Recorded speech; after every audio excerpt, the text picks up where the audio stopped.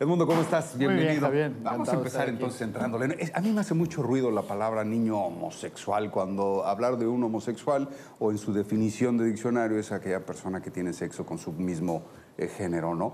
Aquí un niño, pues que todavía no tiene ninguna vida sexual, ninguna práctica sexual, no podríamos catalogarlo como tal. Además nos confundiríamos aún más porque tendríamos que escarbar primero con que si la homosexualidad se hace o se nace con ella.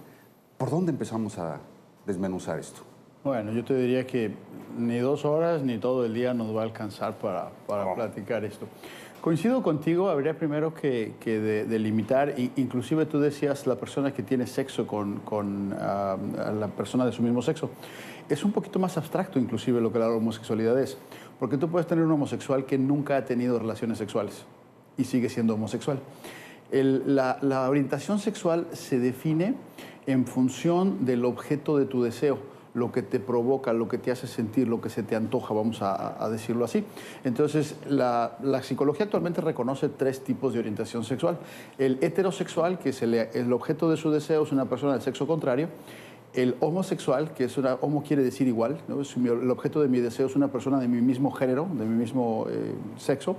Y el bisexual, que es la persona que se siente atraída indistintamente por personas de ambos géneros, de ambos sexos. Entonces, tienes 3 orientaciones sexuales. Ahora, el niño difícilmente tiene ya definido el objeto de su orientación sexual, el objeto de su deseo. Entonces es casi una contradicción de términos. No puede existir la homosexualidad infantil como tal.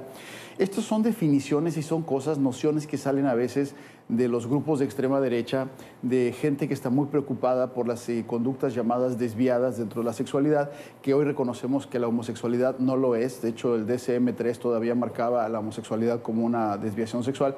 El DSM-4 y el corregido que tenemos ahora, que es el que nos guía para diagnosticar enfermedades mentales, por supuesto que ya desapareció por completo la noción de que la homosexualidad es una enfermedad o una desviación.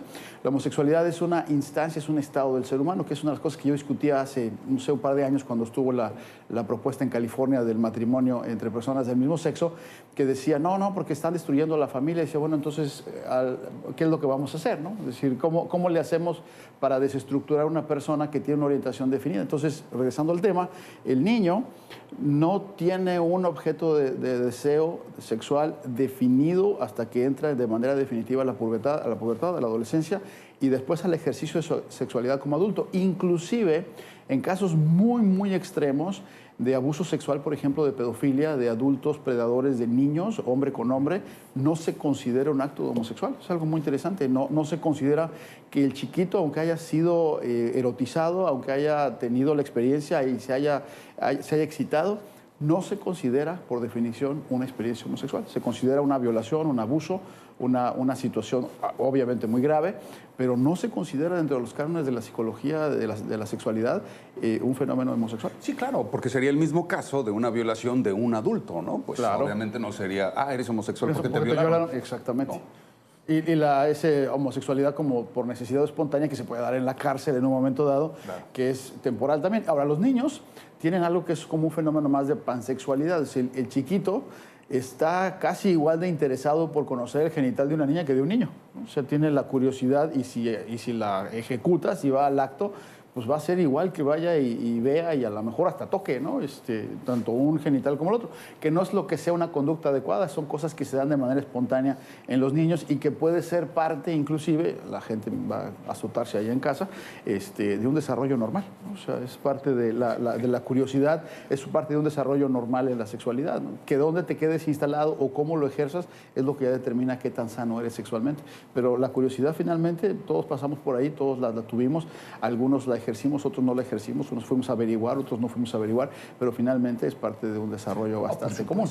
Y además, sobre todo, es natural que tengamos curiosidad, sobre todo ante las cosas que escondemos, ¿no? Y claro, si nos vestimos, claro, y principalmente la ropa interior es lo que menos nos quitamos bajo cualquier circunstancia, pues obviamente despierta mayor interés y curiosidad, ¿no? Por supuesto. Ahora, ¿qué sucede con esto? A mí me preocupa, Edmundo, que de repente en algunos casos extremos o muy inquietantes, los roles que se van aprendiendo desde niños, los vamos viendo por la serie de cosas que los adultos nos muestran en el camino, ¿no? Entonces, si de repente a los niños se les limita a los juegos rudos, toscos, y no se les permite jugar con una muñeca porque pues, no te vayas a hacer maricón, Cuando eso precisamente es lo que después construye un adulto que es insensible e incapaz de tener la sutileza de tratar o acercarse a un bebé, a tratar a un niño, de cambiarlo, de conocer la parte sensible del sexo opuesto y cosas como esas, pues después nos quejamos, ¿no? De que estamos en un extremo. ¿Nos molestan los extremos? Fíjate que ese es un tema también muy interesante y no hay realmente fórmulas establecidas para entrarle a esta fenomenología. Hemos estudiado la homosexualidad de manera más o menos decidida y organizada los últimos 40 años y de manera todavía como mucho más desmenuzada a nivel de genética, a nivel de estudios de embrio, a nivel de estudios de líquido amniótico, a nivel de las hormonas y la feminización del cerebro. Cosas muy interesantes en los últimos 20 años y la conclusión a la que hemos llegado es que realmente no sabemos cómo está la cosa, ¿no? Sí, esa es la realidad de las cosas, pero cada quien tiene su postura y cada quien lo ve como quiere. Pero regresando a pero ¿por qué te digo esto? Porque lo que sí nos han mostrado algunas investigaciones es que las conductas impuestas socialmente lo único que hacen es que la persona acepte el rol por default. Y lo que esto sucede en el tiempo es que tienes un chico súper masculino, porque los hombres no lloran, los hombres nada más juegan a las luchitas, es jugador de fútbol americano y es homosexual. No, o sea, todo el condicionamiento, el comportamiento social de machismo, pseudomachismo, de ser muy hombre, de no llorar, se adopta, pero eso no tiene nada que ver con la orientación sexual, por supuesto, ¿no? Con el sujeto de deseo. Entonces, yo les diría, pues relájense, si un niño está jugando a las muñecas, qué bueno, porque un día va a tener un bebé en sus manos. O sea, qué bueno que tenga un instinto paternal, como las niñas tienen un instinto maternal. Entonces, deje a su hijo que se encuentre a sí mismo y no le imponga o no le limite, porque finalmente no va a haber nada que usted pueda hacer para prevenir o cambiar lo que vaya a ser en realidad la orientación sexual de su hijo. Edmundo, tus números de contacto, si eres Con muchísimo gusto. Tijuana me pueden encontrar en el 634-9750, 634-9750.